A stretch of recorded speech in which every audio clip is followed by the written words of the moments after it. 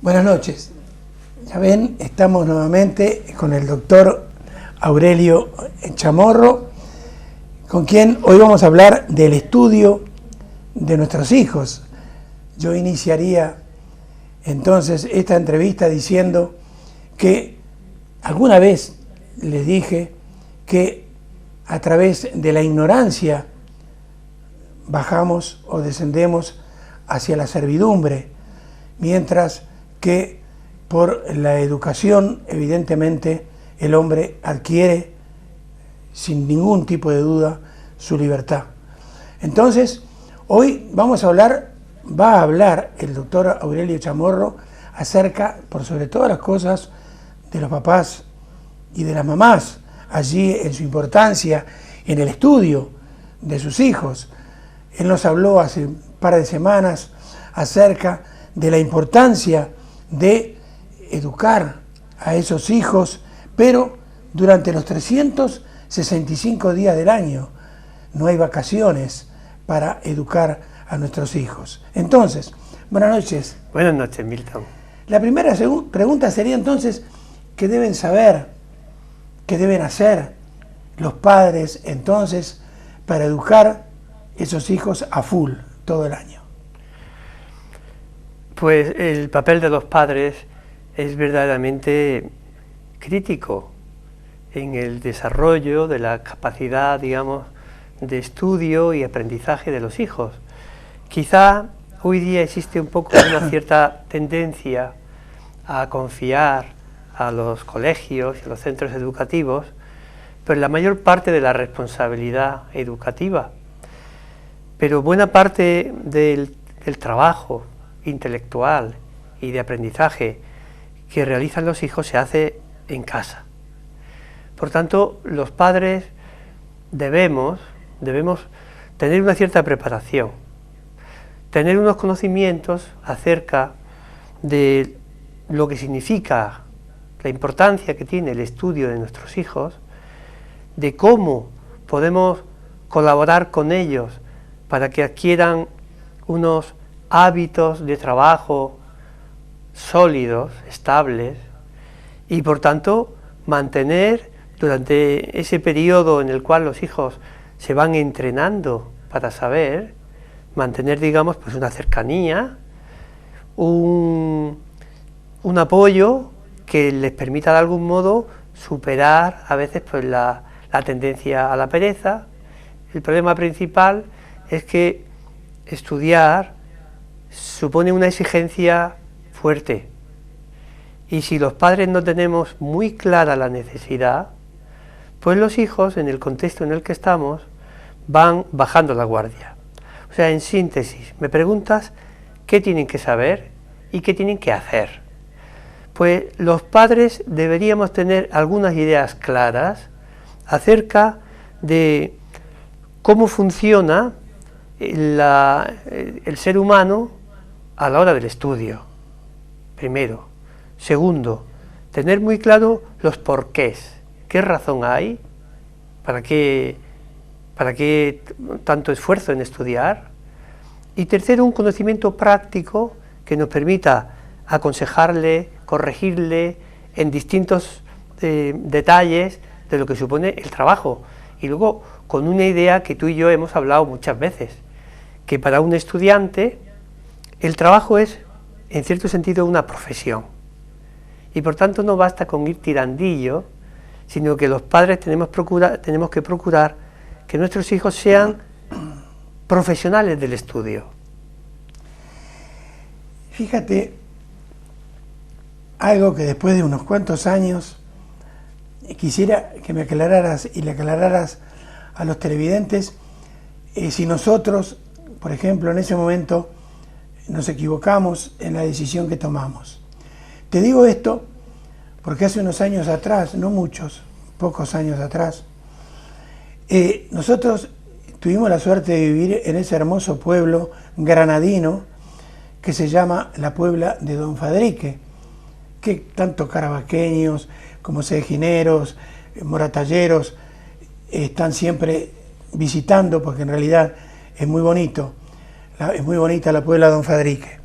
Allí tenía un jugador, estaba trabajando en el fútbol, como casi siempre, y tenía un jugador, un chico, que no le iba bien en los estudios, estaba en segundo año de liceo, o sea, de secundaria, y tenía muy malas notas, y el papá lo castigaba.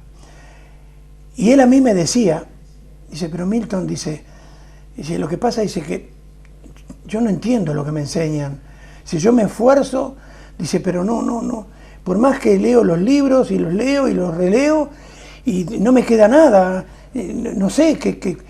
Y el papá tenía y tiene una empresa con la que realmente le va muy bien, a pesar de que la construcción hoy día está medio parada, pero comenzó, me acuerdo, que con un camión, y hoy tiene una flota de camiones por todo Granada llevando materiales de construcción.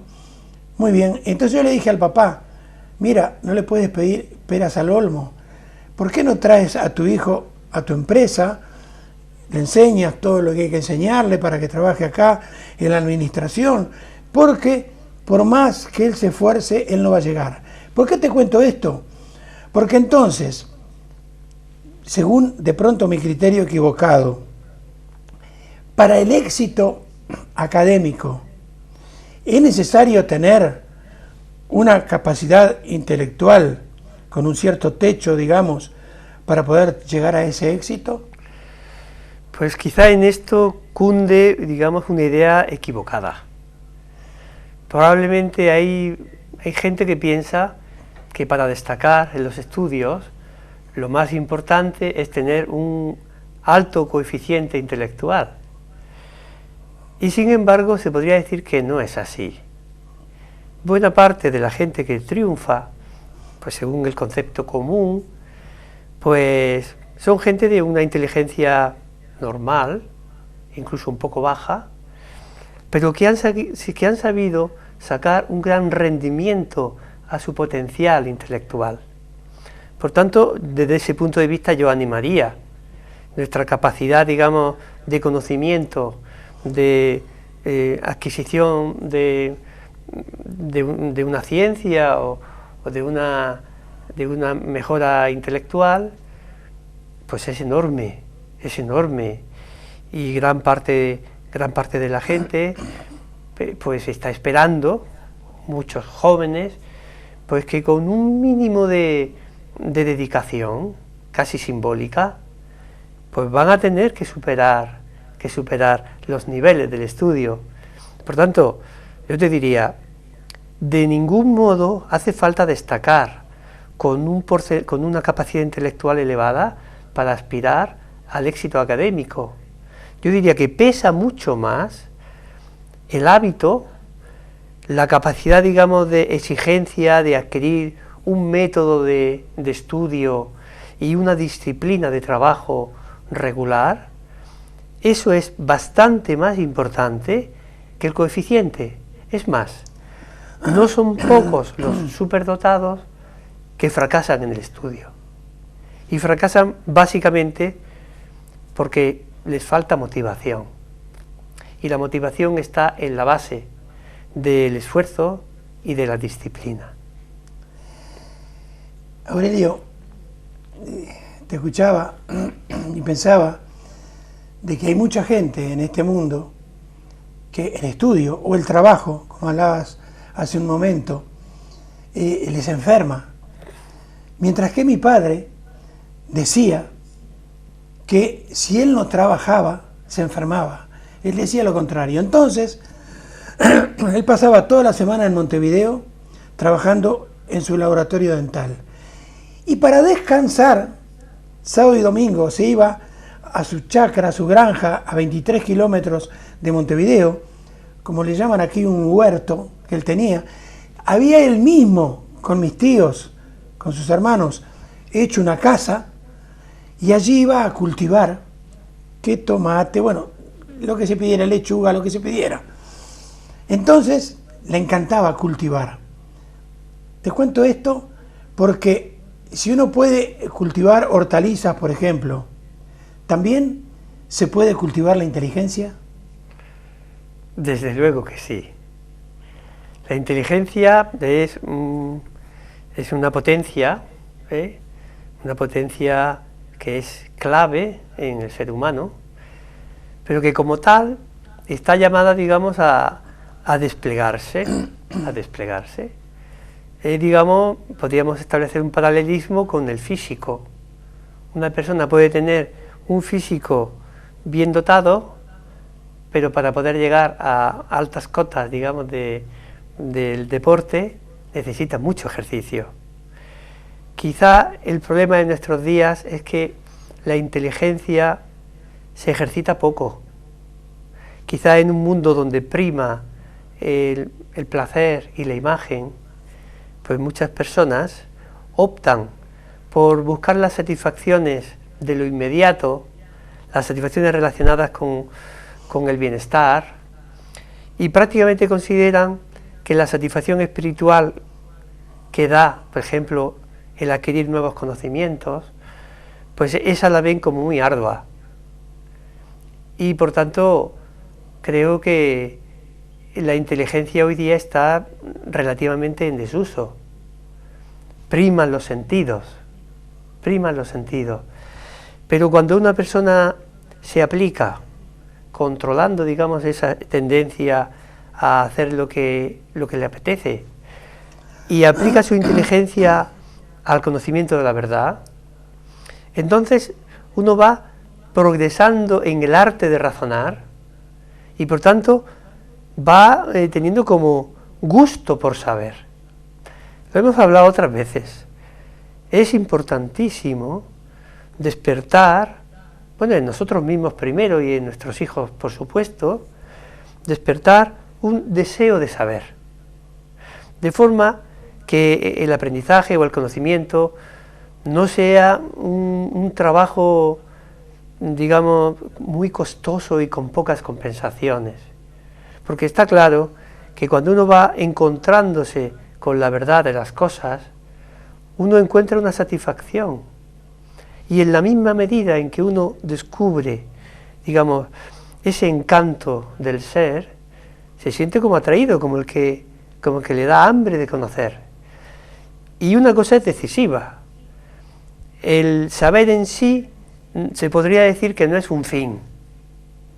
Uno conoce para poder servir. A veces he pensado en un lema que a mí me parece que sería aplicable a todos los centros educativos y que no me importa repetir porque pienso que tiene mucho trasfondo. Hemos de intentar estudiar para saber, saber para servir y servir para ser. Porque en lugar de enfocar la vida como una oportunidad para tener, tratando de encontrar en esa posesión pues una felicidad al alcance de la mano, hemos de conseguir más bien, tratar de conseguir el ser. Y la única manera de ser es ponerse al servicio de los demás. Somos cuando ejercitamos nuestro ser precisamente pues para vivir orientados hacia el bien de los demás. Por lo tanto, esta es un poquitín la clave del asunto. Digamos, Aurelio, que una serie de profesionales se reúnen alrededor de la figura de un chaval, una chavala de 15 años, digamos, estudian, porque se estudia evidentemente, su coeficiente intelectual, llegan a dar un veredicto acerca de lo que ese niño o esa niña puede llegar a hacer dentro de sus estudios, y lo encuentran una persona normal, como es mi hijo. Mi hijo no, hijo de Ana María Pereira y Milton Trinidad. Nadie es dueño de sus hijos, ellos son dueños de su vida. Nuestro hijo está cursando 4º año de medicina, con gran orgullo de padre lo digo, y es un estudiante normal, pura y exclusivamente normal, con una capacidad intelectual normal. Pero entonces ha llegado a donde está y quiere llegar a ser neurocirujano. Esperemos que sí. Dios lo quiera. Pero de todas maneras, encontrando un alumno de esas características, con un baremo normal en su capacidad intelectual, ¿qué es entonces lo que determina que finalmente en sus estudios llegue a ser mediocre o llegue a ser brillante? Claro. Perdón. Pues son varias digamos, los condicionantes del éxito académico, ¿eh? El primero de ellos podría decir que está en la motivación. La motivación. Porque la motivación es como el motor pues que le va moviendo pues digamos, a desarrollar su potencial intelectual. Por otro lado, pues es importantísimo que aprenda a estudiar,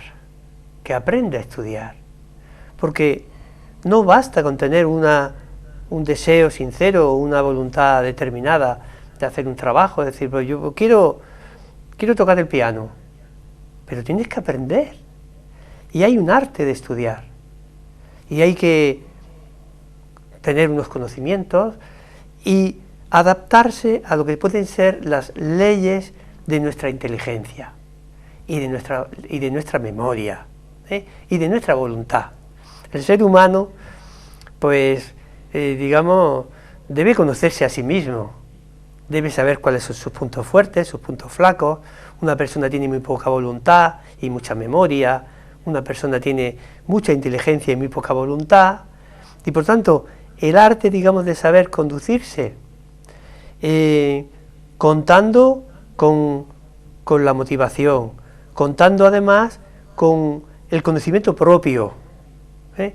Entonces ese es el secreto, y en ese papel, por eso decíamos al principio, que en esa tarea, los que estamos cerca de nuestros hijos, tenemos mucho que hacer.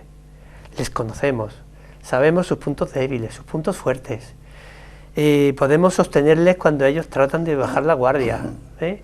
Por tanto, ¿qué determina, digamos, el que un estudiante sea brillante o que fracase? Pues normalmente no es en el nivel intelectual. Muchas veces juega la motivación. Y dentro de la motivación podríamos establecer una escala muy variada, ¿eh? La motivación es algo complejo. Puede ser la ilusión por llegar a ser neurocirujano, como tú decías. Eso es un móvil. Puede ser también el miedo a pasar un verano tremendo estudiando. Puede ser el deseo de agradar a los padres.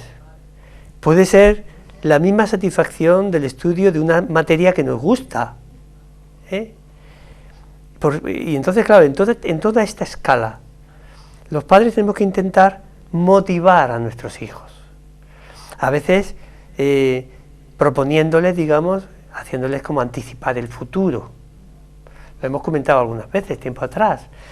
Cuando un chico tiene claro o tiene una expectativa de futuro, algo que quiere hacer en el futuro, tiene muchas más posibilidades de estar motivado, ¿eh? Cuando una persona, digamos, solo vive el instante y por tanto está condicionado por sus deseos, esa persona es difícil que tenga una motivación de estudio sacrificado. Y por tanto, ayudarles a que levanten la mirada hacia el futuro, ayudarles a que se miren en el espejo y se conozcan, y luego estar un paso atrás, pero cerca, animándoles, corrigiéndoles. ¿Hasta cuándo? Hasta que hayan consolidado esos hábitos de estudio que harán que en el futuro sean unos buenos estudiantes. Ahora, Aurelio, en un momento dado, varias veces, conjugaste el verbo clave, y el verbo clave, evidentemente, es motivar. Entonces, por ejemplo, siempre me voy a ejemplos del fútbol, pero lo recuerdo perfectamente bien, cuando en el año 1991, Paolo Montero, un gran jugador uruguayo, muchacho muy jovencito, tenía 18 años apenas, yo había sido compañero de su papá en el Nacional de Montevideo, Julio Montero Castillo, en fin. Inclusive él vino solo a Bérgamo, porque vino al Atalanta de Bérgamo, equipo de primera división de Italia. El papá me habló por teléfono, Paolo va a estar solo, Milton, yo estaba a 30 kilómetros, estaba en Milano, trata de estar junto a él. Y yo me acuerdo que Paolo me decía, llegan los fines de semana y si ganamos los partidos, de premio tenemos $10.000. 90 minutos para ganar $10.000. Una motivación impresionante. Pero cuando pasó que Marcello Lippi, que era el técnico del Atalanta de Bérgamo, lo llevó a la Juve, a la Juventus de Torino, resulta que el premio por ganar un partido era $40.000 en 90 minutos. Esa motivación, mucha gente dice, los profesionales entran al campo y se olvidan que son profesionales y juegan. No, no se olvidan. Si van a ganar 10 o si van a ganar $40.000, no se olvidan. Y como se dice vulgarmente, meten mucho más pata en ese partido donde van a ganar 40 que en el que van a ganar 10. Pero hoy día un estudiante sigue una carrera, pero hay crisis, hay unos problemas tremendos de sumarse entonces a la vida laboral. Entonces, eso no hace de que muchos estudiantes vayan quedando por el camino por falta de motivación de futuro. Pues, desgraciadamente tienes toda la razón. Es bastante frecuente pues oír como justificación de un expediente pobre, pues el que un estudiante te diga, pues mire, es que ¿de qué me sirve a mí hacer un esfuerzo ímprobo y conseguir unas notas brillantes y un título, si con ese título me voy a quedar en el paro? Y por tanto, yo lo veo claro. Si parte del problema del rendimiento académico en nuestro tiempo es la falta de expectativa de futuro. Pero precisamente por ese motivo, porque desde un punto de vista laboral hay menos oportunidades ahora, espero que cambie, pero por el momento es complicado, y eso supone, digamos, un déficit de motivación por parte de los alumnos. Precisamente por eso es tan importante que los padres sepamos aportar otra motivación que sea de algún modo independiente de la colocación del futuro. Y me estoy refiriendo a lo que comentábamos hace un momento. La única posibilidad de realización personal como persona, en el ámbito que sea, es decir, de ser feliz, pues no está en lograr una capacidad económica que te permita tener todo lo que quieras. Está más bien en conocerte, en conocer el contexto en el que te mueves y estar dispuesto a prestar un servicio eficaz a las personas que tienes cerca, según tu capacidad. Por tanto, cuando un estudiante, y hoy día pasa mucho, hoy día en vista de que no hay expectativas de trabajo, la gente vuelve a la universidad o vuelve a estudiar o se prepara para nuevas cosas. Todo lo que sea, de algún modo, tener muy claro el porqué y invertir tiempo y esfuerzo en mejorar su capacidad de servir, es prácticamente una garantía de felicidad. Y por lo tanto, ciertamente hoy día los padres tenemos un problema porque estamos empujando y animando a nuestros hijos para que si pueden dar 100, den 100 y no se queden en 80, pero luego a lo mejor te pueden decir, papá, pero ¿de qué me va a servir?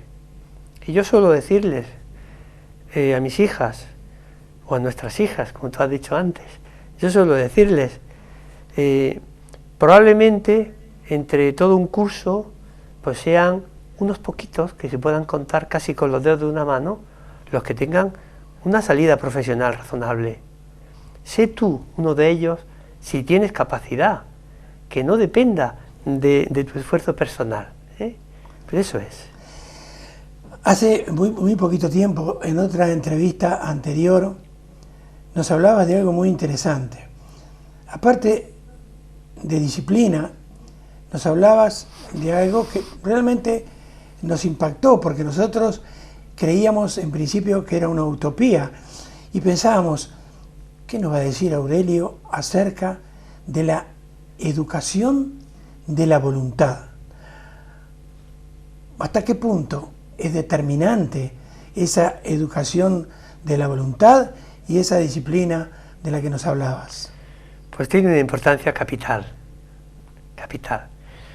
Comentábamos al principio que la capacidad intelectual pues no es determinante. Es importante tener un mínimo de capacidad, pero lo que realmente cuenta es el trabajo que uno realiza sobre sí mismo para lograr una meta.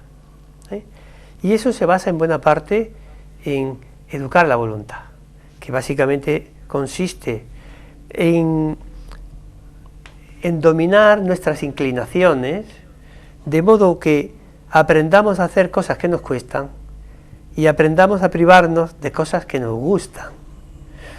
Para adquirir un hábito sólido de estudio es absolutamente necesario tener disciplina personal, y esta disciplina es el equivalente a una voluntad educada, una voluntad que no se deja arrastrar por lo que apetece, sino que se deja condicionar por lo que debe hacer. Cuando una persona adquiere este dominio personal, este autodominio, para poner por delante las cosas que debe hacer de las cosas que le apetecería hacer, entonces es cuando esta persona, digamos, está en condiciones adecuadas para alcanzar, digamos, su tope de la capacidad intelectual. Por lo tanto, la voluntad es una pieza clave en el trabajo intelectual. ¿Cuáles son, en tu concepto, Aurelio, los defectos?